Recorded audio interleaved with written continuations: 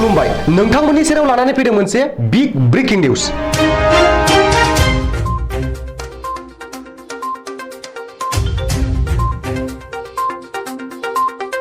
बर' थुनलाइ आफादनि 61थि बोसोरारि जथुम्मानि गेवलां मेलनि गाहाय आलासि महरै बाहागो लानो फैनाय हादरगिरि रामनाथ कविना गावनि बिबुंथियाव सानसुमा खुंगुर बैसोमुतियारिखौ बाख्नायदों।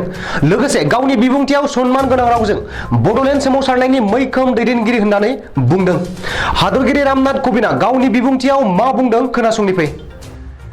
लोकसभा में इस क्षेत्र का प्रतिनिधित्व करने वाले तत्कालीन उस समय एक सांसद हुआ करते थे श्री एस.के. बासुमतारी। उनका भी मैं नाम आज लेना चाहूँगा।